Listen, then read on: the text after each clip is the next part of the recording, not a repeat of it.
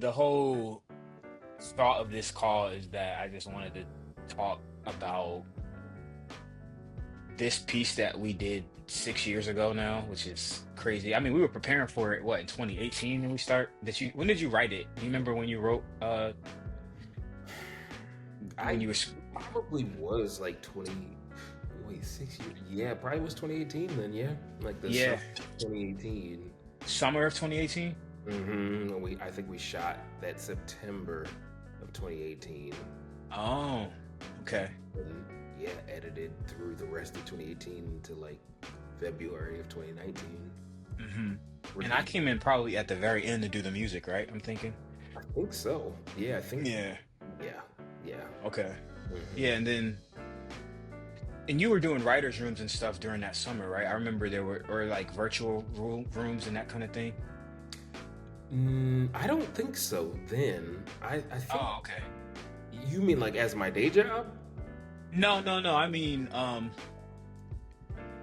I think maybe it was you were doing table reads or something. I remember at one point you guys were like on a call or something, and you were reading through, doing different read downs of the script with Denzel and Yeah, yeah, yeah. That and sounds. different and Simone and stuff. Yeah, hmm do you remember that at I, all?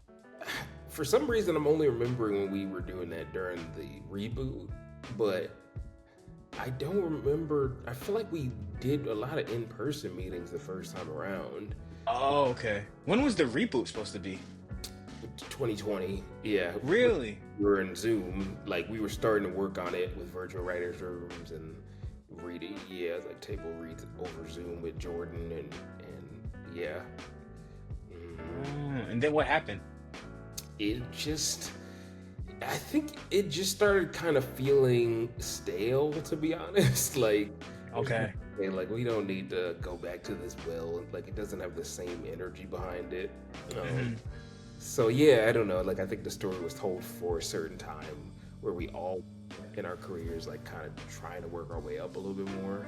Yeah. At that point, I think we were all further ahead in the entertainment industry. So like, we just yeah didn't feel as true to where we were, To be telling that story at that time.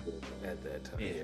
hmm So when you first thought about telling this story, well, tell me first from your current memory, like what was the overview of the story and what was the point of you wanting to tell the story, I guess? Like what was the story you were telling? Like, yeah, give me if you could, if you remember it at all, because this is going back sometimes.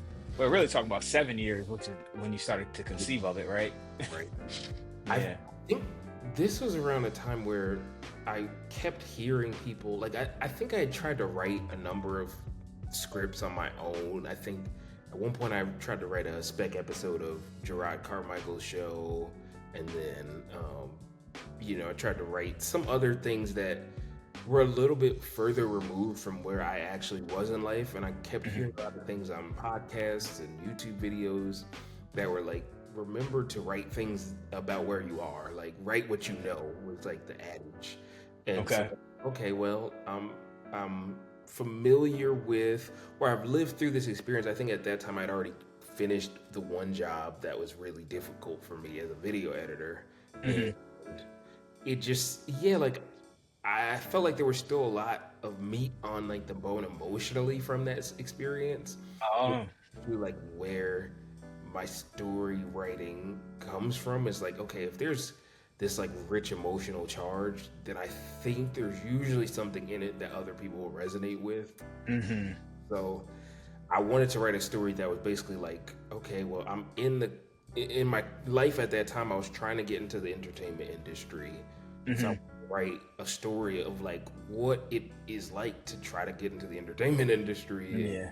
all the people you meet and the opportunities you get, but also like overcoming your inner opposition and resistance to get to hmm what you want. So it was easy to write a character centered on myself, who's like neurotic and wanted to be in writers' rooms, but knew like I could do all this work to pursue this later goal, and then I may not find like the best fit in it because it is such a social environment. Um, Hmm.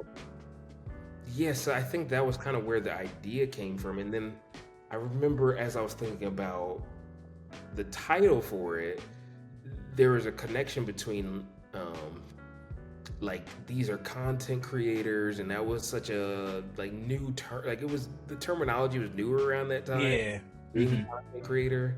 And I don't know what led me to it, but I remember thinking about the wordplay of content and content, and like Yeah.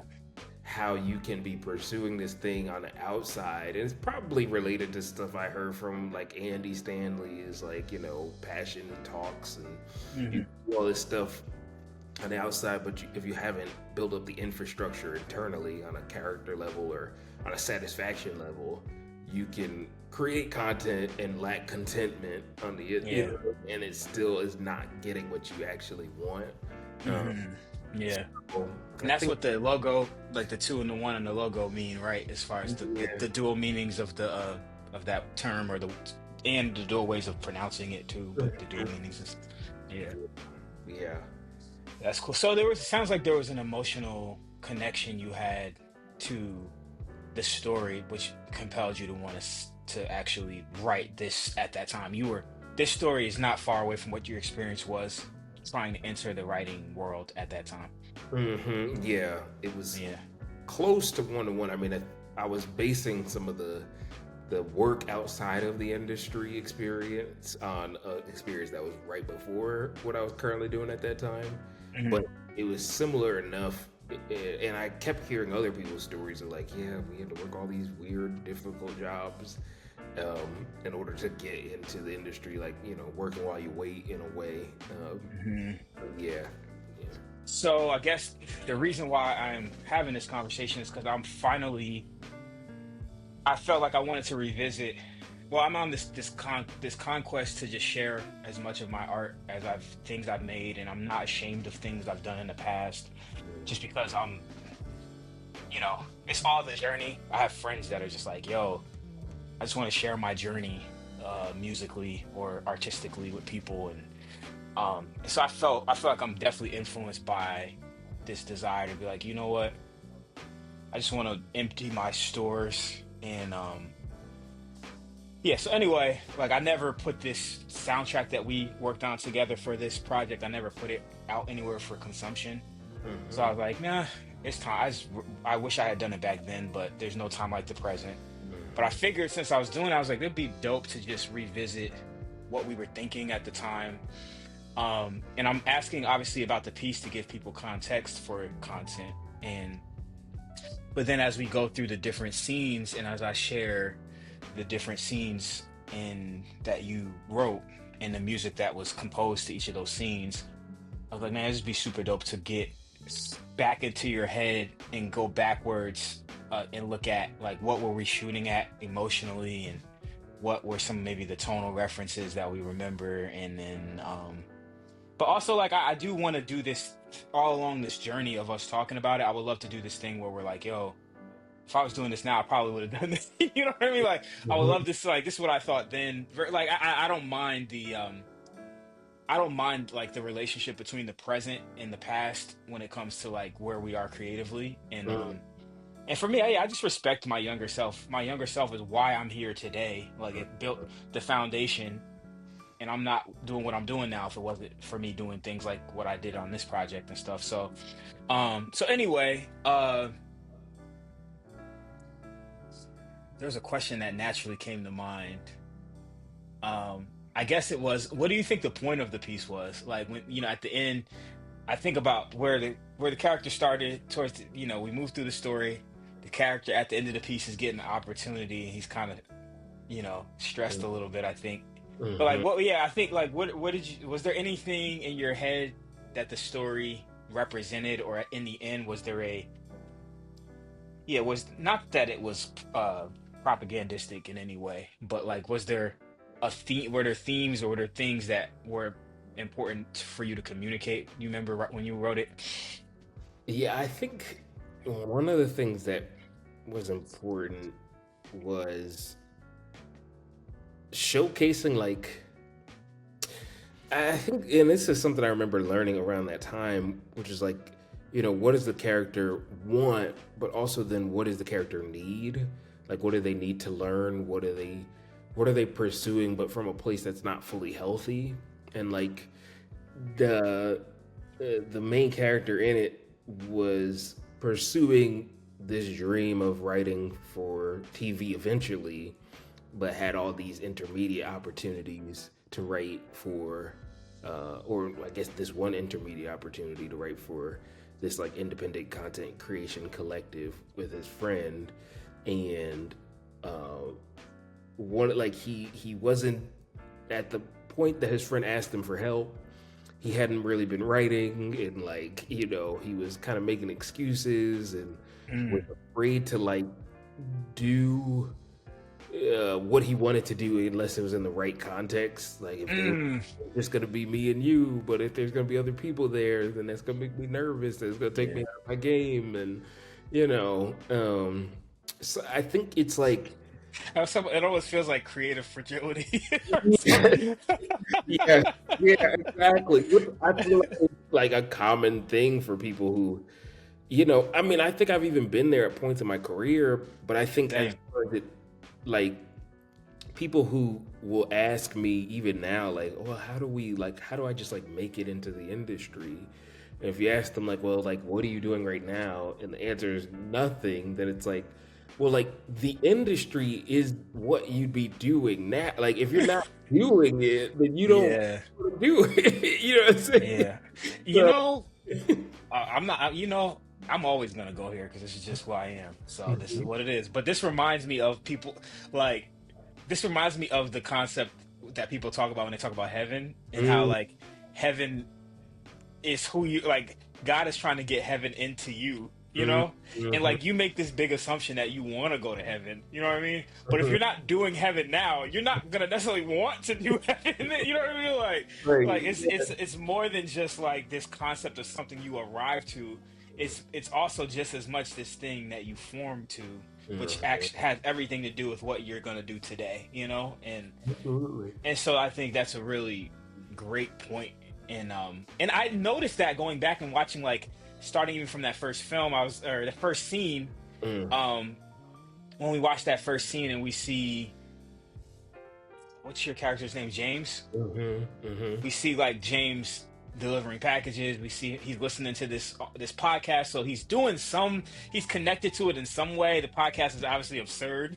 And shout out to Murph and to Kevin on stage for a Mhm. hilarious back and forth during that. I think that kind of held up as something that was just like ridiculous and still very funny, and just the moments, the moments of things that were happening along the lines of that scene. It was just like it was funny to me to even go back and watch that. But it was also telling, and Mm. it's interesting that you were thinking about this then because the way James was treating that job, I was like, man, like I don't want to hire if how you do anything is how you do everything. The way James was doing his job Yeah, in that first scene, it was funny, but it was like, bro, you this is right. problem. And I love the fact that it was a flawed protagonist for Mhm, sure. Like it was like I think that's the thing. It wasn't just like, oh, James was just killing it at delivering. It's like no, you was mailing it in then. And then mhm. now you have a chance to write and you're like fumbling the bag a little bit, but you still have some talent there, so some things come through in the story. So, Right. there's still some opportunity for redemption. But it's just funny to me Yeah, I to think think about too, that. like there is something I remember kind of drawing on as far as being, I think it was a theme of what we talked about a lot during that time, um, as it relates to our approach to artistry and creativity was like things being extremely honest and like deeply honest, like not pulling punches. And I think part of what came into the character was me being honest about times in the past, whether it be like my experience in school or, where I was like not a great student. And yes, I may have had undiagnosed ADHD, but it's also like, but you also like weren't doing anything. You know what I'm saying? So like, you're not just the Yeah. sympathetic character. Like you had, like you contributed to a flawed outcome. You know what I'm saying? Like Yeah. whether there's a good reason or not, whether I hate this job, so it's like, but you're still like you still need to show up to be deserving of the next thing. You don't Yeah. just get it because you're in an unfortunate circumstance. You know what I mean? Right. Yeah. It's like uh unfortunate circumstances don't absolve you of stewardship or the need, you know what I mean? Like it's not, it's okay, yes, and you know, like that Mhm. sucks. This situation sucks, and you're responsible to be a good steward over whatever is in your hand at that time, you know. But I Mhm. love the fact that even at that time, well, I should say I love the fact that you brought up the idea of honesty because it didn't feel in any way propagandistic from beginning to end to me. It wasn't like, oh man, he was trying to make this point of you got to, but it's clear that yeah, you know, you were honest about the maybe the failures of stewardship in the main character, you know. So I'm curious when we think about that first scene, I remember you referencing this Kiefer song. Mhm. Do you Mhm. remember this tune? I think it was called Memories of You or something like that. Oh, I don't remember. I remember to hear it. I don't remember the title.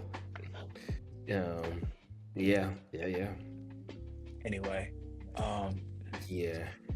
is it, yeah, even the way I started that tune is very similar to the Hmm. yeah, I kind of definitely bit a little bit, probably a little flew a little too close to the sun, but but it's far enough away where I feel like it's its own thing still. Hmm. Hmm. But do you remember why you chose that tune or Yeah, what it did emotionally, what yeah inspired that choice of a reference? I remember it. I wanted to find something that felt well. One, like overall, I wanted everything to feel jazzy-ish. Like Mhm. for some reason, that was like my inclination. Um, because that's my most natural entry point between that and like gospel music into Okay. something that feels black, you know? Oh, I see. And I didn't so, realize that. Okay. yeah, those are like parts of like what, yeah, motivated feelings that I wanted the whole thing to have. Hmm. Um, and then for that piece in particular, I remember thinking like I wanted to feel like this first scene is sort of a mundane malaise of like this cyclical like a day in the life of this boring dragging job that's like very monotonous, but it's like Yeah. so the track itself like it's not boring, but it's like repetitive to a degree in the best way. Um, Hmm. Still jazzy and stuff, but it's like pretty simple, you know. I Um, remember you. Also remember you specifically keying in on the grit that's in that song. oh There's like yeah. some like crackly. Hmm. Hmm. I mean, this is the time. I think this was also a time. It's funny to look back. Kind of, we're 6 7 years out from when we did this, Hmm. which means that this tune that we were referencing is at least that old. But I think about where we are now, where we were then. We were entering like this lo-fi era where like lo-fi became more of a kind of a cultural thing that everybody was shooting for sonically. And I've learned a lot more since then about what it means to like achieve different aspects of the lo-fi sound, you know. I remember at the time I was just like taking vinyl noise, splice loops or something. I would throw them in. Now you can do other things that I would do to make it feel more lo-fi, whether it be plugins or whatever, tape machine emulators, that kind of thing. Anyway, I remember you commenting specifically on it having that lo-fi crackly feel to it. Do you remember what that was emotionally, or what made you shoot for that in particular? To be honest, when I think about part of it, I think like that we actually shot that first scene like way out of order, and it was actually Oh, probably even after we had locked the rest of the short film, oh and wow. feeling like as I was showing friends the cut, we were like, it feels like there's not quite enough setup to the story. Like we could use a little bit more backstory to be invested in the why for this character and the emotional stuff of the character. So I remember referencing Issa Rae's like the insecure pilot, like the beginning of it was like sort of her backstory that then launched her into the rest of the series. That's And cool. then the reason why I laughed at first because I think the motivation was probably pretty disjointed. I was like, well, I want this part to feel like filmish, but Okay. that was not the tone or theme for any other part of the short. Well, you gotta have some kind of consistency. That's definitely something I would have thought about as in a broader context Yeah. nowadays. And then even Hmm. if I needed to retrofit something, I'd make sure that it adheres to what the rest of the thing is rather than doing something that just has its complete own feel. Yeah. Yeah. And and like you said earlier, like I'm not ashamed at all of the early stuff, especially for me, like the motivation. Uh, I think the motivation matters, and I could hear some real artists being like, "Well, that's why you suck." But Well, what do you mean we say real artists? I don't even know.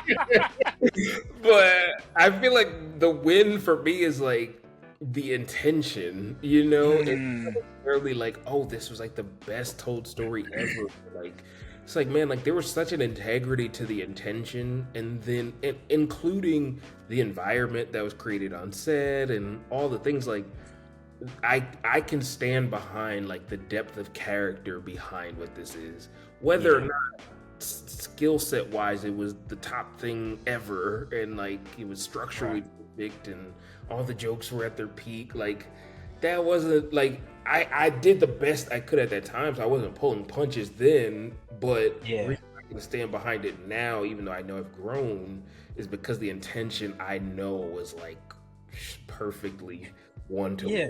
You know what I mean? Yeah. And I think that's why I look back on my catalog of mostly unreleased music. But like I look back on everything I do when I go back and listen, I'm like, of course I got better. But Mm, why did I get better? Is because and why am I not ashamed? It's exactly what you just said. I know I did my best for the time, and I know what my intention was to share something honestly, and it's so yeah, there I think those things, even as I show up now, is like, am I doing my best to do the best with what I have? Which the answer sometimes is no. You know what I mean? Um but yeah, that's just a great point. And I'm also curious because now you're in a stage of your life, like you just finished doing some you just got flown out to San Antonio some work at a college there. Have been talking to people who were maybe closer to where you were when you made this film. You know what I'm saying? Like, yeah, yeah. and so and you found I know you. I would love one. First of all, I would love to hear you talk about. And this is all over the place, but I'll edit. I'll edit this off. But I would love to hear you talk about like what sort of satisfaction you've gotten from Mm. being able to talk to people who might have been in a similar place as you were when you made this film. Yeah, I think it reminds me a lot, and I mean, I've read this book way later than most people did in life. But, The Catcher in the Rye, I Oh remember, yeah. like, I read this like at like 25 years old. But I remember kind of feeling.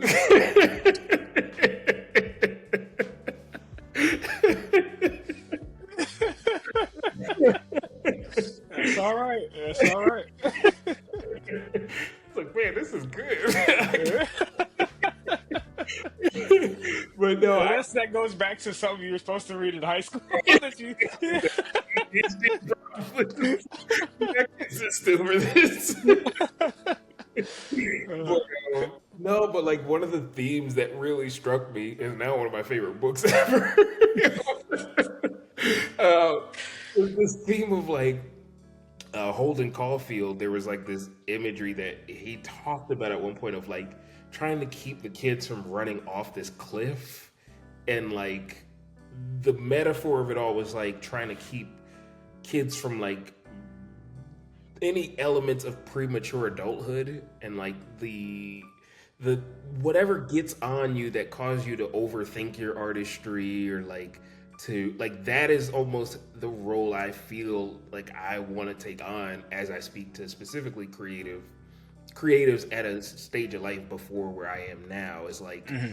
don't like, if I can like catch some of the stuff early that like I can see people starting to get in their head or starting to care too much about the wrong things, or getting feedback that like pushes them in a direction that's not true to what they were trying to do. I think I'm all for feedback and accountability, but like, my favorite note givers were always like, "What do you want this thing to be?" And I can help you get it there. Like, let's Hmm. sharpen your vision, not to, oh, the industry won't like that because that's not this kind of like, that kind of crap. I can't deal with it. It's been frustrating for me. I think I'm still kind of undoing a lot of that stuff, like deconstructing some of that mentality when I approach my writing, and like, Hmm. in some ways, I would say like it kind of led me on a hiatus from the industry as a whole, and so it's almost like that whole thing of like, what do you wish you had, and like, well, then go back and it's your responsibility if you have that Yeah. clearly, if you can articulate that clearly, then do something about it now for the people that are coming behind you. So I feel like the big satisfaction for me is knowing enough. I mean, I'm not like some crazy super veteran, whatever. Like, I don't have that much experience, but I have enough experience to be able to see certain things that may be awaiting younger creatives that could take away that like pure spark that led me to creating something like this, which is Yeah. one of the most fun things I've ever created. You know what I mean? So, Yeah, that's fire. And I remember that, and I mean this without exaggerating, that time of being on set, like the feelings, aside from some of the I won't even talk about that. But the overall, I'll say the overall feeling of being on set was some of my favorite feeling times of being in LA. You know what I mean? Of being living here. It's just like, and I think that's true of all of the times that of like all of the times that you've created something and then brought other people into it, and when all those people came together, this I feel like there was a almost a representation of the kingdom of heaven that I feel in my heart. I'm like, I feel like heaven's gonna be something like that. mm, Like in some, but that's the direction of like what a kingdom set should feel like. You know what I mm, mean? Like there's just a resonance in my memory and in my like emotional memory too, like of like, oh yeah, like that felt just really pure and like so much connection and joy and working together and people's it was just light and there was like this, yeah, it was like a party, but like we're also getting to make something that something's gonna come of this that's gonna be, so I remember that. Something you just said too, maybe actually leads me to another question I had, which you said you said something along the lines of wanting to give kids something that you wish you'd had, which that kind of idea. And I'm curious if let's say you pull up to one of your next mentoring opportunities, which y'all should hire this dude to do that for sure. You can see how articulate he is, and he has experience, and he has a good moral foundation, and for so many reasons he's really good at doing this. He's talking, and he has a calling to deal with people in this space, not just artistically but spiritually, and just from a role model perspective, you're not going to find somebody better to talk, I don't think, to talk to kids. But and I say that knowing this dude better than most people do, so, but I say this to say, if you were to show up to your next opportunity and you were in the room and you were like, hey, I want to show you this film I did, mm. and the film was content, what type of notes do you think you would give yourself now? What type of things? And I say that in keeping with the spirit of what you said, like you wouldn't want to necessarily change the intention, but like Yeah. what are some of the things that you might be like, hey, like, how would you encourage yourself in that? You're because you were what, 20 when you made this, you were what, 24? Yeah, your 24-year-old self, how would you? Man, I think the first thing that came to mind when you asked that was, one, like getting clear about what the intention is. And I think, as I think about some of the notes I got that were maybe harsh or felt like tough to receive, in retrospect, I do have a lot of grace for them because I said my goal is to become a TV writer, and there's a very specific way that you have to write things in order to get to that place. And Sure. if that was past me's stated goal as I came into the room to give notes, then I would give notes along the same lines, definitely in a different manner, but along the Mhm. same lines of like, there are different constraints of becoming a TV writer that are not maybe as free flowing and, you know, don't necessarily encourage that level of like open creativity. Like there obviously was story structure in the content, but it wasn't quite the pacing of a TV show or like the story itself at like is not the type of story you would see on TV. Like a story about somebody trying to get to the industry. I mean, it I'm sure it can be done. It may end up being done, but like when you think about trying to create something that's for like that's a sample of your ability to write for TV, Mhm. there are certain things that I would like try to kind of carve down so that it's more streamlined for that purpose. Sure. But I would also give the advice in this day and age that like there are so many independent content creators that will allow you to do essentially what you want to be doing, which is Yeah. the point for most people when they start writing. Some people are like, well, it doesn't matter. I just want to write on TV. And even if my entire personality and all of my interests and sensibilities get squashed, as long as I'm on TV, that's all that matters. Yeah. But if I I think I would encourage that person who would make something like this. I would see that like, oh, you if you enjoyed this like on that level, you might not want to put yourself in television. Mm. It's not this. You know what I mean? Like, Yeah. are you cool with doing something else? And maybe you could do this on the side, whatever, but like you do have to be clear about what your intentions are. So I think that would be like how I would approach giving notes and thoughts That's on. honest. Yeah. I appreciate that. Yeah, that's really interesting. I didn't expect you to say that. That's really good. That's good. See, I'll tell you, this dude's good at this, man. I'll tell you. Um, so yeah, I think we kind of covered that first scene and the feeling of it and emotion and stuff. What about the second scene with Larry in he's not called Larry in the film. What's his name in the Gigs. Diggs? Yeah. Yeah, Diggs and James in the restaurant ordering bread and water. uh yeah, what was that? What was the vision of that scene? I know for that scene for me, I think that was the time I just had found out about that Stevie Wonder song, really. Mm. Love's in Need of Love. I know I had heard it before 2018, 2019, but that song was coming up in my zeitgeist for some reason a lot. I remember I went to our one of my mentors, Gordon Campbell. I went to his studio and he had sampled that song. I was like, man, what is that sample? I guess I had never really heard the context of that song fully. So I was really like listening and probably shedding that song at that time. And I was like, I know we needed like some almost like lounge background music. So I was like, Mhm. why not do like a jazz rendition of Love's in Need of Love and just, play, I was just experimenting and soloing the whole thing.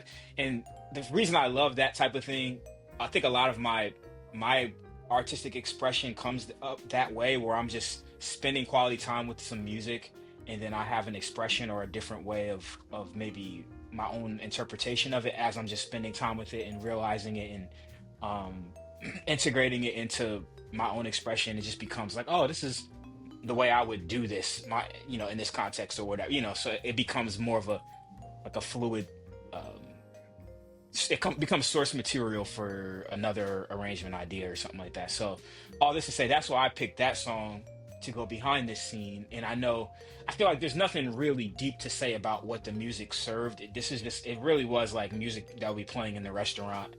It was just kind of source music, stuff that would be happening in the background. But I'm curious of how this scene was meant to set up the rest of the film, because it's the bridge between him delivering James is delivering packages, then he's here at this restaurant, and then basically the rest of the film happens in one location after that, you know. So what did this scene, yeah, what was the, yeah, what was your vision with it? I remember it served in like the hero's journey, which was something else, a structure I was learning a lot about at the time, as the point of no return for the character.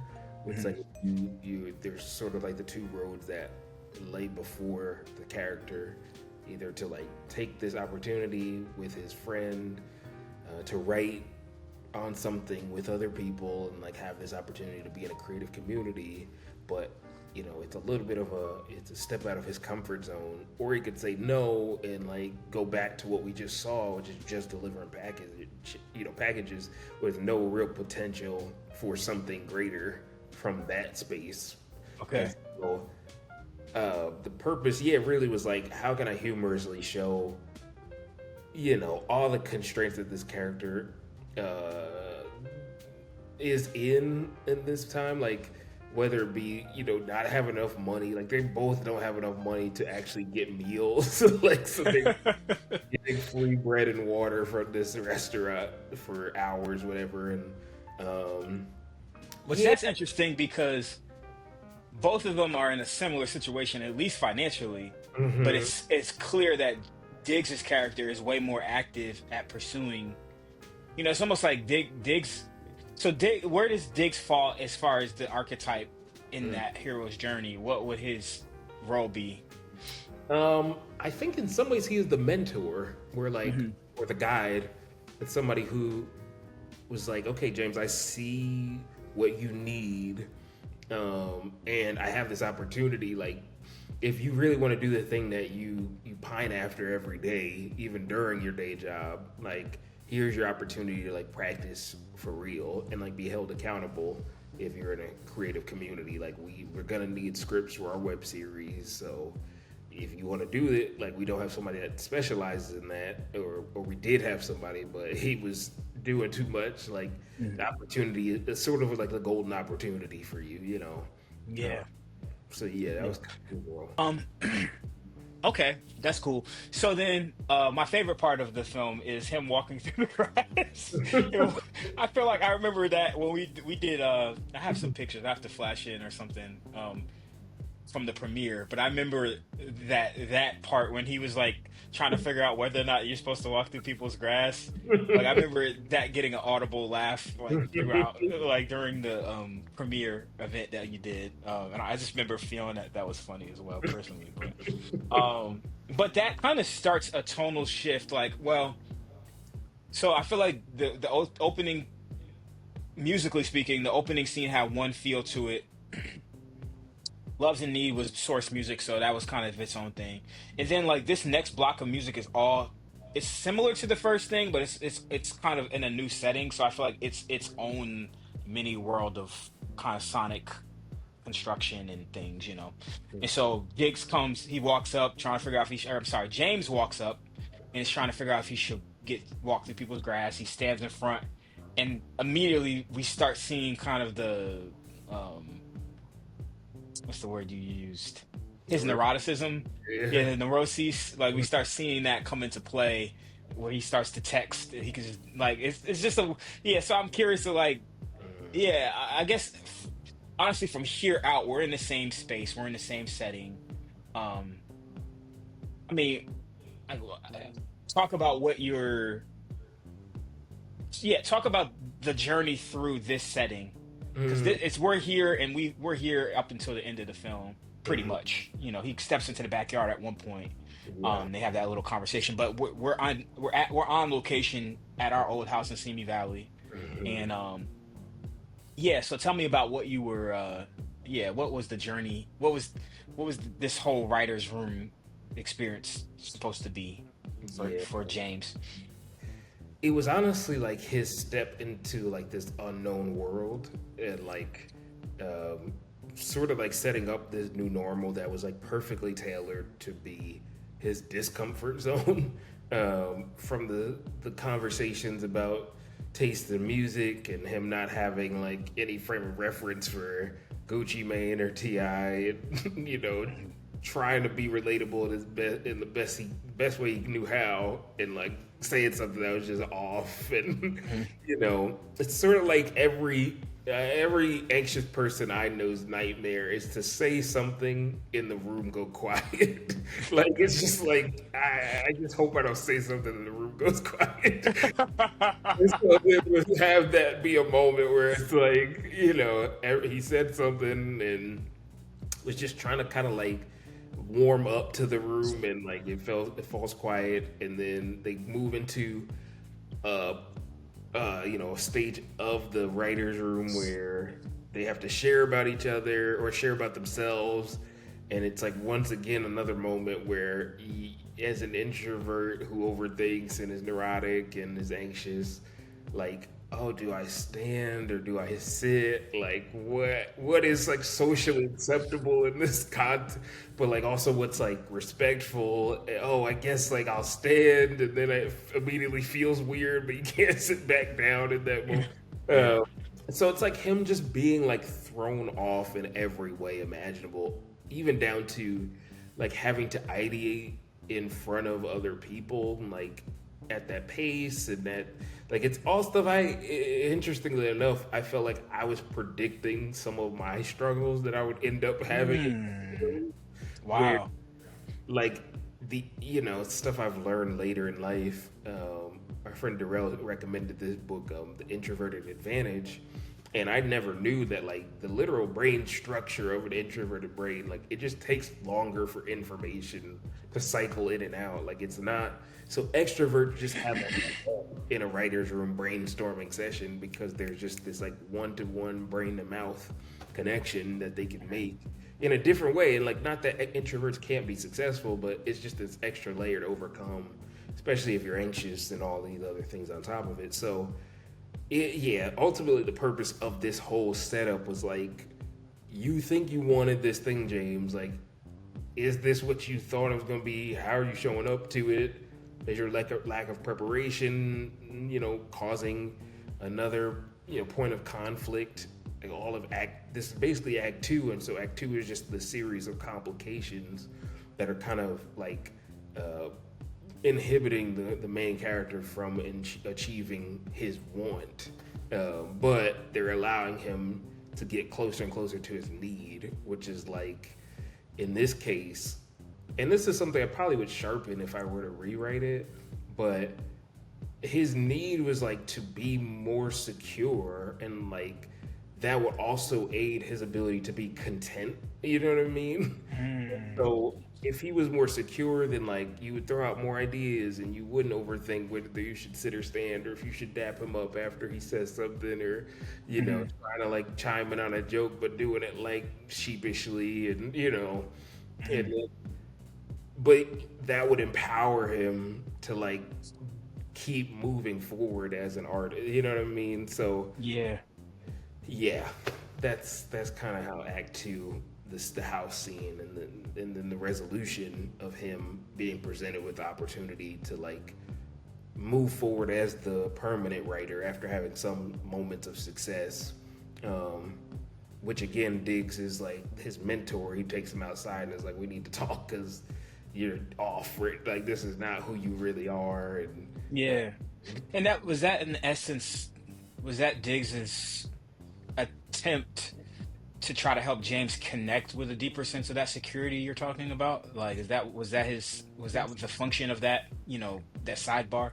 yeah, like it's somebody like I think at one point he like says something to the effect like, I know who you really are. Like you are capable of doing this, and like even if they don't know you, like I'm telling you, like and even if you're forgetting who you really are in this moment, like let me remind you of why you should feel secure to be in this environment. You know what I mean? Like Hmm. so, yeah, yeah. Yeah. And I think that's also seen because, or the effectiveness of that interaction is seen in the fact that Jim, that James, the fact that James comes back, the fact that James comes back from being in the backyard with Diggs, and then he has that idea that Mhm. everyone's like, "Oh yeah, that's something. Yeah, okay, yeah, Mhm. So he kind of connects to his own ability and then exhibits it in front of the room. And then that launches him. That opens up a door for them to be like, yeah, we'll give him a shot to do this script. And now he's spinning off again. At the very end, we see him Oh, kind of this is spinning out. Yeah. like, yeah, yeah, yeah. I mean, and that was really like trying to leave it open ended for a series where, like, okay, what would it look like for him to try to write an episode and it comes back, and now there are all these other components that kind of get introduced. Yeah. But yeah, yeah. That's cool. What about the what was the Issa reference that do you remember, was that from her YouTube? No, this was from Oh, Insecure. you said from Insecure. You did say that. From the pilot of Insecure? Yeah. Mm-hmm. Okay, I may have. Yeah, first few scenes, like basically act one of the pilot. Yeah. What was the world? I know we're still in this jazzy world, which I don't even know if I realized that you saw that kind of as your connection to making it kind of a black, giving it some more of that the black identity, which makes complete sense. Jazz being a black art form, at least being birthed from our community and the R&B kind of feel and all that stuff. So I don't know if I realized in the time or until this conversation that was part of what motivated you, but do you remember what gave you some of the feelings, the other, specific to this scene and the emotions that you were trying to drum up? Or the emotions you were calling upon during the scene out of the music that you chose, how did it contribute to that, what you were going for emotionally? And I'll also say, like, we have the Space Program from A Tribe Called Quest. We have Real from Kendrick Lamar, Conrad Tokyo. We have Optimistic. We have some stuff from Untitled, Unmastered from Kendrick. We have Electric Relaxation. So a lot of Tribe, a lot of Kendrick, we got some little Glasper feels in there. Mac Ayers. Yeah, a lot of Kendrick. A lot of Kendrick. Yeah. A lot of Tribe. Yeah. Yeah. Even some Nas I see up here. World Is Yours. Mm-hmm. But all in all, yeah, how did these references contribute to the emotions you were going for, I'm guessing? I think I know for one part where we go into like this imagination, like dream sequence, I wanted to feel dreamy and like but everything through the lens of like blackness. So it was like, okay, yeah, it's a dream sequence, but like there's a way that this could sound if it was just any old dream sequence, but like what's a jazzy dream sequence? Or like someone like just the scoring under the cues under the writer's room scenes. I feel like they all kind of had jazzy / like more like probably like 80% jazz, 20% hip hop element, Yeah. just like I feel like that was sort of probably when I was even writing it, the playlist I had on was probably a mixture of 80% jazz and 20% like hip hop. Yeah. So like even I think one of the references was like "Sing About Me." Yep. Sing About Me, Yep. Dying of Thirst. Yep. and it's Good like Kid, Mad City. yeah, like obviously it's a rap song, but it's like not straight ahead. You know what I mean? Like musically. So Yeah. but if like I resonated with it, and again because the character is based on me, I was like, well, this is kind of like this would like I think this would help to continue to like press into who the character is if the sound is like centered around the character and it's coming from what resonates with me as the writer. Yeah.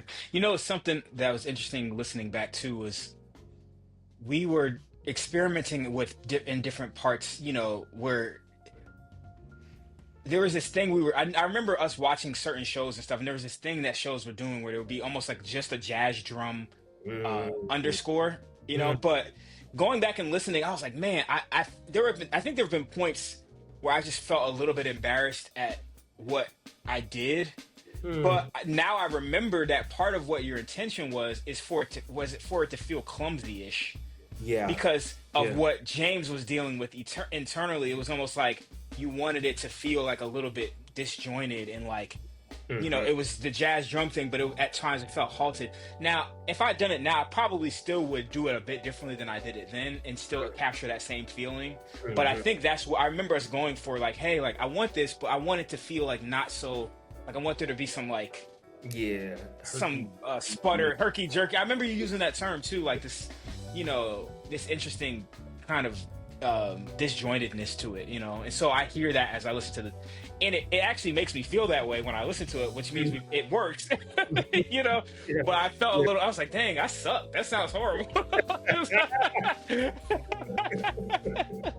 I was like, nah, he asked for that. And so like I said, I probably still would do it in a different way, but now I'm remembering like that was one of the emotional, like, or at least one of the devices we were trying to use in order to like convey something, intentionally. Mm-hmm. Yeah. Which makes me feel better a little bit. Yeah, this is the last question I definitely want to ask you.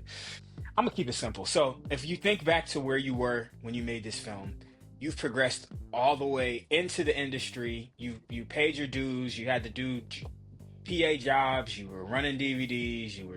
And you progressed all the way to the point of being. Uh, what was your credit on Running Point?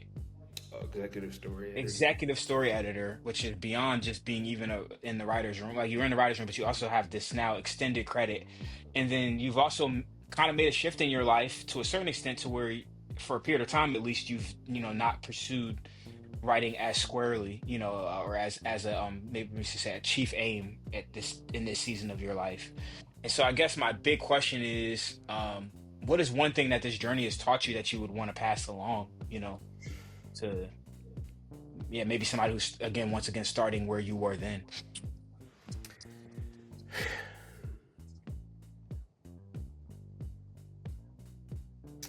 I think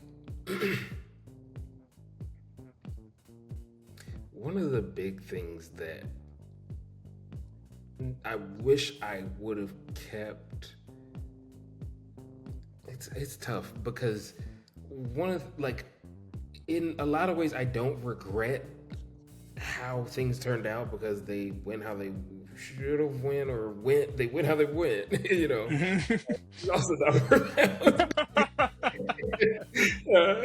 But so there are things that were difficult to go through as I've gone through the industry and like kind of took a step back because of some disillusionment and I guess the thing that I would say to that previous version is like remember your why, which is like I wish I could say something else, but it's like this even writing was never the center of my why.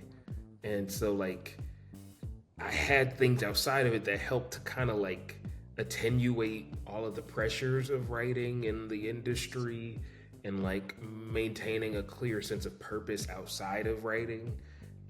And not because writing can be so glamorous and can take up so much mental space and you can get such affirmation, it's easier for it to take the center seat as your motivation for doing what you're doing.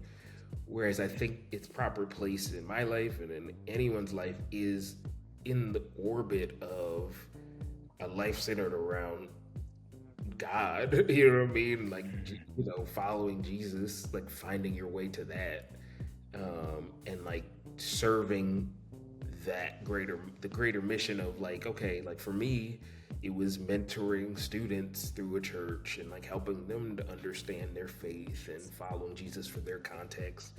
And that outlet outside of writing during the week, like Sunday evenings was like my spiritual reset. So losing sight of that in the pandemic was part of why that kind of fell to the wayside, but it's easy for the glamorous things to become the main things and they just don't function well in that seat. It's a disordered desire per se to put that in the main spot. So I feel like your why just has to be like something that's not like, oh, I'm just such an artist that is why I'm here.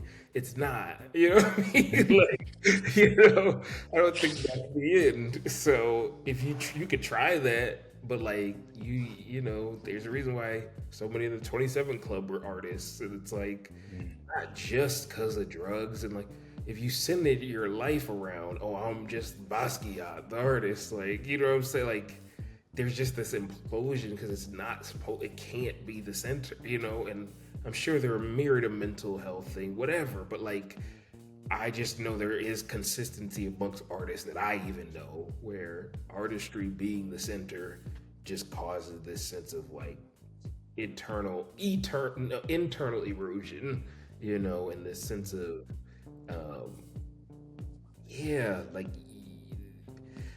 yeah, you just don't want to do that. Fair enough. That Fair wasn't the enough.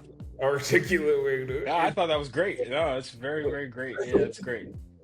Yeah, it's real. That's real. That's what it is. Yeah, man, I appreciate you taking the time to go back down memory lane and this. I knew there would be value here because there's so much value in looking back and just seeing where you've come from and what you were thinking. And like I said in the beginning, I have so much respect for my younger self because he built he was doing the stuff that is setting me up to do the things now, you know? And so yeah, it's nice to go back and look and it's really cool to hear. I could tell like this it was cool that I'm glad that you had a connection enough to what your past work that you can call up your thoughts and, plot points, different things. So yeah, I appreciate you taking the time out and yeah, I'm really excited to share this. I feel like yeah, it's gonna be nice. All right, well, I'll holler at you, man. All right. Appreciate you. All right, holler at you soon.